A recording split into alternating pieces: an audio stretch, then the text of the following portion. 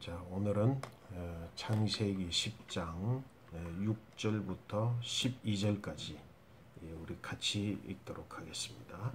함의 아들은 구스와 미스라임과 붓과 가나안이요 구스의 아들은 스바와 하일라와 삽다와 라마와 삽다가요 라마의 아들은 스바와 드단이며 구스가 또 니므롯을 낳았으니 그는 세상의 첫 용사라. 그가 여호와 앞에서 용감한 사냥꾼이 되었으므로 속담에 이르기를 아문은 여호와 앞에 니므롯같이 용감한 사냥꾼이로다 하더라. 그의 나라는 시날 땅의 바벨과 에렉과 악갓과 갈레에서 시작되었으며 그가 그 땅에서 아수르로 나아가 니느웨와 르보보일과 갈라와 및 니느웨와 갈라 사이에 레센을 건설하였으니 이는 큰 성읍이라. 아멘. 아멘. 오늘은 그 노아로부터 시작을 해서 노아의 홍수 이후에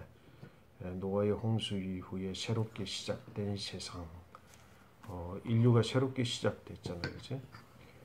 그리고 그 첫 사건이 바로 노아의 수치에 대해서 벌거벗음에 대하여서 그 세 아들이 취한 태도, 그 태도에 따라서 셈과 야벳은 축복을 받고 또 함의 후손 함은 저주를 받았다. 여기까지 이제 우리 이야기를 하면서 그 인류가 또다시 두 편으로 갈라지게 되는, 한편은 축복을 받고 한편은 저주를 받는.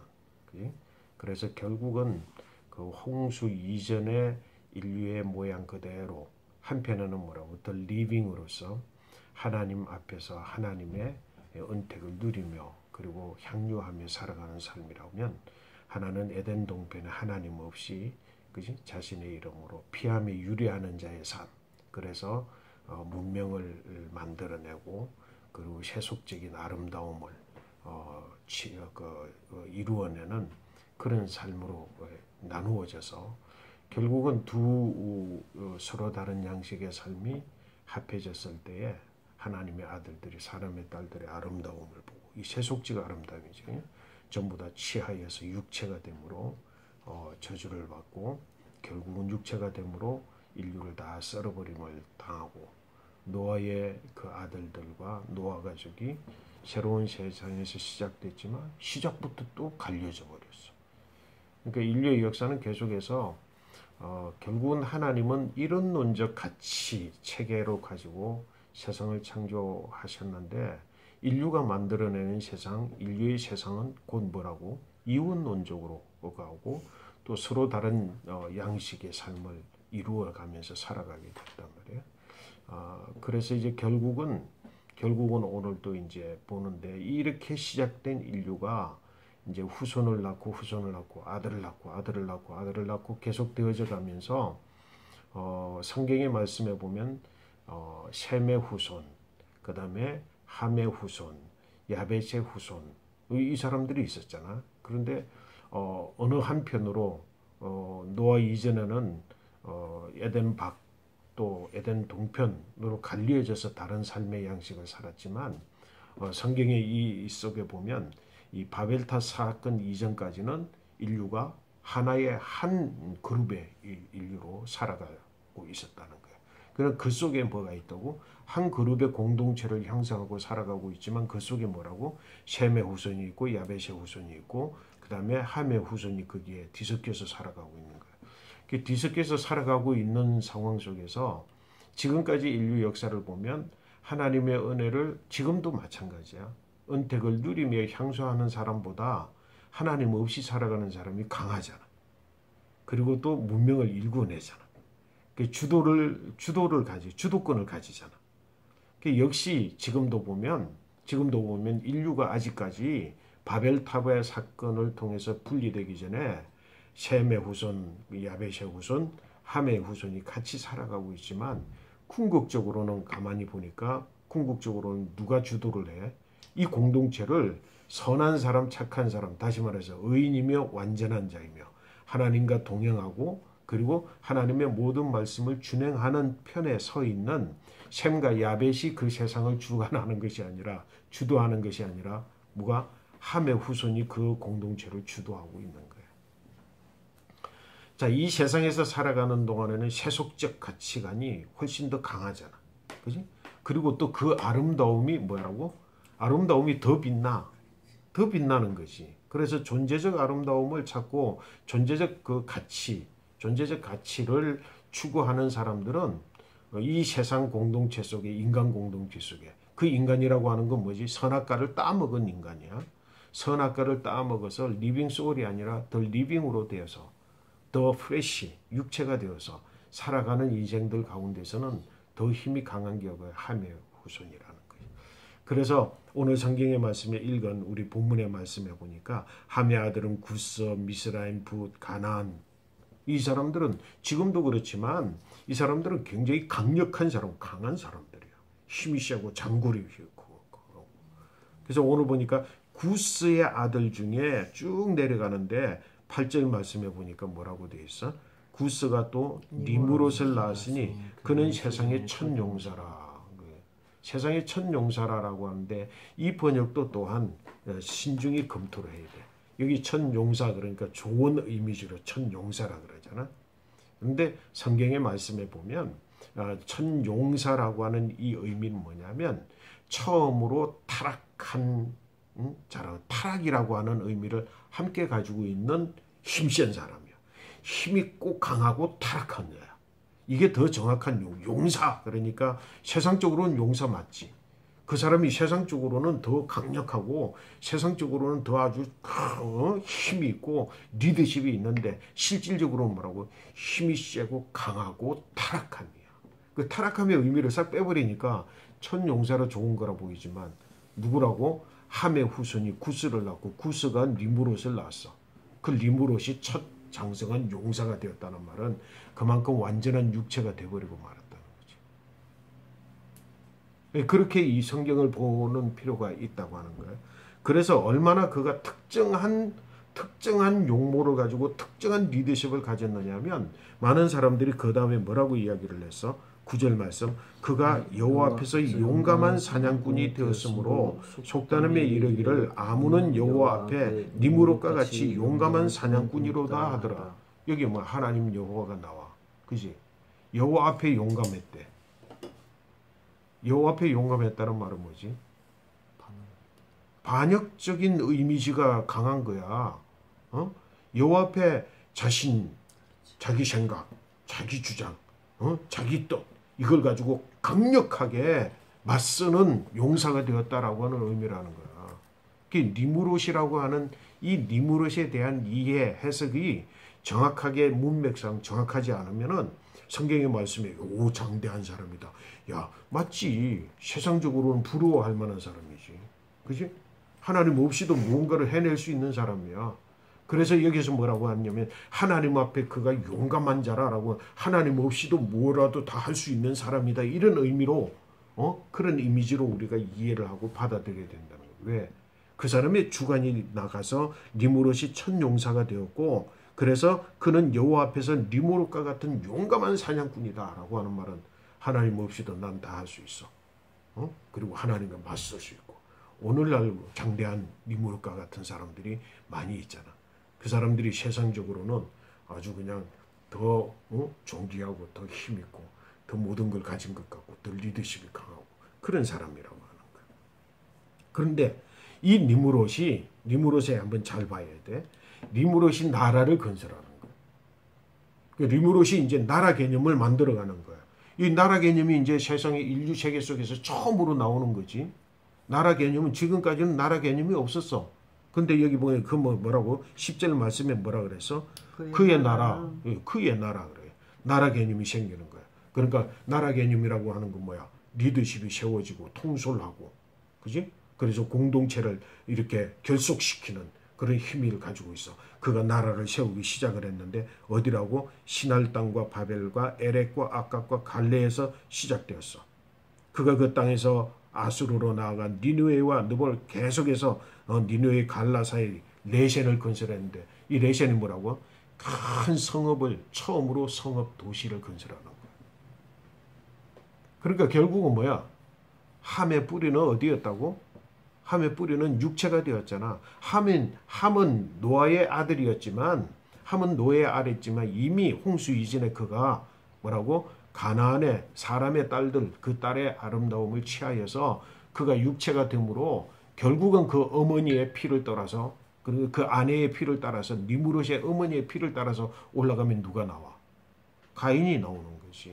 에덴 동편의 삶이 나오는 것이고 인류 문명의 조상이 나오는 것이고 그 힘과 그 전통을 그대로 이어받아서 걸출한 인물이 나왔는데 그가 니무롯이라는 거예요. 그러니까 에덴 동편의 그 아름다움을 다시 복구할 것이고 그 강력한 문명 도시를 복구할 것이고 그래서 이 니무롯이 뭐라고 자기의 나라를 세우기 시작을 했는데 그 나라를 신할로 나아가서 사이에 여기 보니까 니느웨가 갈라 사이에 레센을 세웠는데 레센은 엄청난 큰 성읍 도시 성을 쌓고 성읍을 만들었다는 거예요. 가인이 하나님을 떠나서 피함이 유리하는 자가 되어서 에덴 동편에 있으면서 그의 아들 에녹을 낳아서 그때 제일 먼저 했던 게 성을 쌓고 그 성의 이름을 에녹이라 하였더라. 성을 쌓는 일부터 시작을 했단 말이에요. 이 니무롯이라고는 걸출한 인물 누구? 함의 자손. 육체의 시인 함의 자손 니무롯이 나타나서 걸출하에서 나타나서 자기의 도시를 건설하고 레센을 이루어서 큰 성읍을 이룬 것이 바로 레센입니다. 반면에 보니까 한편에 보니까 누구를 우리가 주목해야 되겠어? 셈을 주목해야지. 노아의 축복을 받은 셈은 쭉 이렇게 쭉 내려가면서 셈의 족보가 나오는데 그 셈의 족보를 쭉 한번 읽어 내려가면 무슨 일이 일어나게 되느냐면 쭉 내려가 쭉쭉쭉쭉쭉쭉 내려가서 뭐가 나오냐면 나홀이 나오고 나홀의 아들 데라가 나오고 데라의 아들 아브라함이 나와.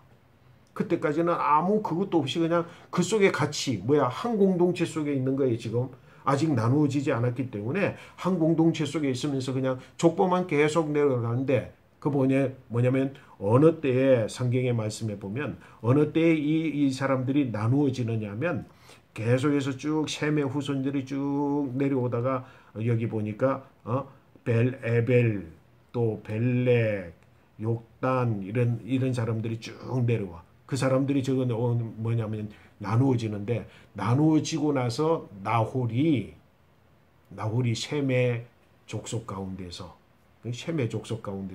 나홀이 자기 나름대로의 도성을 다 나름대로 이제 바벨탑 사건이 있고 난 다음이야. 족보상에 셈의 족보는 쭉 지금 늘어난 거야. 같은 시대로 보면 안 돼. 쭉 늘어난 다음에 이미 나누어지고 나서 누구 때에 나홀 때에 자기 나름대로 나홀의 성을 만들고 나홀이 자기 이름으로 신이 되는 거예요. 여기는 뭐라고?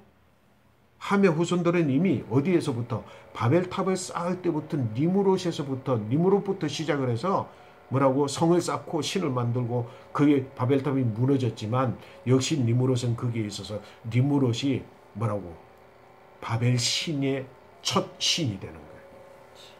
니무롯이 바로 바벨 신의 첫 신이 되었다고 한다면 이 셈의 후손들도 그냥 새 속에 빠져서 그렇게 흩어져 가지고 나누어져서 어느 때에 나홀 때에 비로소 자기의 성도 마련했겠지. 그게 그 지역에 맹주가 되었겠지. 그 맹주가 되면서 그 시대상이 그 시대상 자체가 이미 모든 곳에 정착하게 되면 정착한 곳에서 맹주가 되어서 힘을 가지고 그 지역에 맹주가 되고 나면 그 맹주의 이름으로 신이 만들어지는데 나홀의 하나님이라고.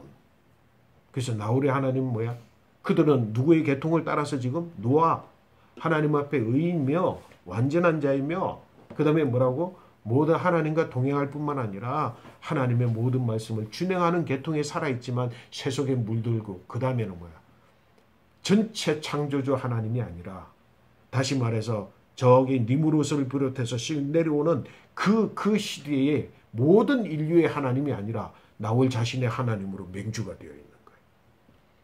거기는 우상도 함께 그 당시에 이제 신상들이 신이 생기면서 맹주의 이름으로 신이 생기면서 뭐야 출산의 신도 생기고 뭐의 신도 생기고 무슨 신도 그 다음에 뭐야 농작물의 풍요의 신도 생기고 각 지역마다 이집트는 이집트에 가나안은 가나안 땅에 그 다음에 저기 아수르는 아수르 땅에 각 지역마다 뭐라고 그 맹주의 이름의 신이 생기고 그 다음에 풍요의 신이 생기고 출산의 신이 생기고 각종의 신들이 만들어지고 세워지는데 나홀도 나홀의 하나님이 이루어져요. 그게 풍요의 신도 있고 그러니까 뭐야 그 나홀 아들 데라 그 데라가 그 하나님을 섬기는 거예요. 하나님의 이름을 가졌지만 창조주 하나님으로서가 아니라 세속적 하나님의 탈을 쓰고 이 이름을 세속적으로 물들어 있는 오늘날도 하나님 그러지만 그때나 마찬가지야. 자기가 만들어 놓은 신을 섬기는 거지. 자기가 막 만드는 거야. 하나님 신을 만들어 가지고 하나님이 이런 하나님 저런 하나님 그래서 축복하고 복 주고 이 세상에서 뭐 그냥 그런 하나님으로 만들어서 그 하나님이라 순수한 창조자 하나님 여호와 하나님이 아니시다. 그 이름을 가졌고 거기에 대한 믿음을 가지고 있지만 뭐라고? 퇴색되어져서 진짜 여호와 참 하나님 여호와의 신 천지 만물을 지으신 창조의 신이 아니라 그 하나의 맹주의 이름을 가지고 그 당시에 신을 많은 신을 라암셋을 섬기듯이 신알의 신을 섬기듯이 그런 나홀의 하나님을 섬기고 있는 데에서 데라가 났고 그 데라 속에 아브라함이 나서 하나님께서 누구를 불러내? 그래서 하나님이 아브라함을 부를 때 어디를 떠나 그래? 본토 그 지역 맹주 자리를 떠나 또 친척 그 신상 하나님의 이름을 부르지만 정통 하나님이 아니라 뭐라고 세속적 하나님 만들어진 하나님 꾸며진 하나님 자기 나름대로 자기에게 자기 중심적으로 만드신 하나님 그 하나님 그리고 아버지의 집 데라 우상을 직접적으로 만들어 팔기도 하고 그러니까 뭐야 신상들이 만들어지는 거야. 그래서 데라가 우상을 만들어 팔았다는 건 성경이 없어. 전해져 내려오는 이야기로 보면 그냥 이렇게 거기가 우상의 집이었다라고 하는 걸 표현하기 위해서 데라가 우상신들을 만들어서 그 신상들을 파는 그래서 뭐라고 아브라함이 주일학교 때 이야기 들었지. 밤에 그냥 그 우상들을 다 깨트리고 도망갔다고 그렇게 표시하고 있잖아. 바로 그곳에 뭐라고? 그곳에 그런 신앙의 배경을 가지고 셈의 후손마저도 그 셈의 후손의 흐름이 누구에게까지 왔다고? 나홀에게 왔고 그 다음에 누구에게 왔다고? 데라에게 왔고 그리고 아브라함인데 아브라함의 형 나홀 거기도 나홀이라는 이름이 있어. 나홀 그 다음에 누구야? 아브라함 그 다음에 조카 롯의 아버지 하란 가만히 보니까 이 뭐라고? 나홀, 아브람, 하란 세 아들과 데라가 어디에 살았어? 갈대인의 우르야. 갈대인의 우르에 정착하여 살아서 거기에서 자기들의 이름을 내고 자기들의 신을 만드는데 갈대아 우르 거기에는 갈대아인이 누구라? 갈대아인이 바로 이 신할 평지의 니무롯의 후손들의 영향권 속이야. 그 우상 숭배 속에서 자기 나름대로의 조그만 지역을 관할하면서 거기에서 나홀의 하나님을 부르고 있던 그들. 그래서 뭐라고?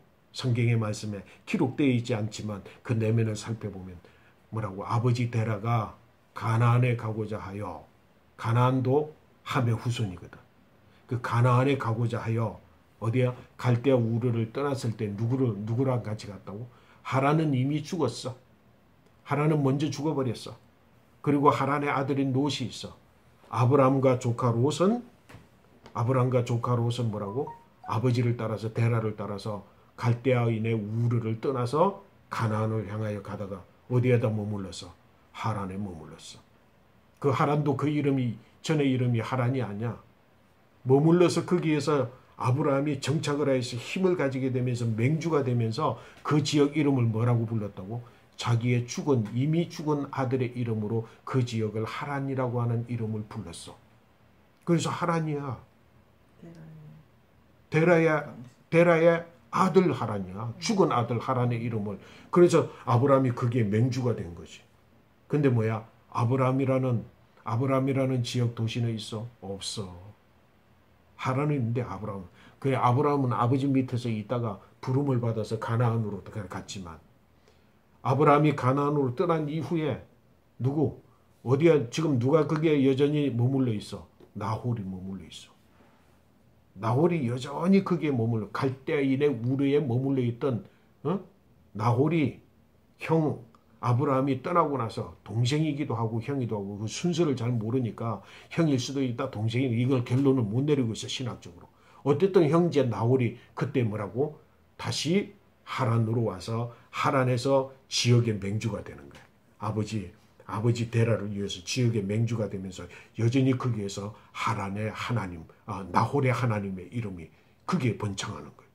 나홀의 하나님이 어디에서 갈대아 우르에서 어디까지 하란으로 옮겨와서 이제는 하란의 하나님이 되었습니다. 하란의 하나님인데 맹주가 누구야? 나홀이야. 그러니까 나홀의 하나님의 이름으로 불리면서 그게 있는데 그 하나님 진짜 하나님인가?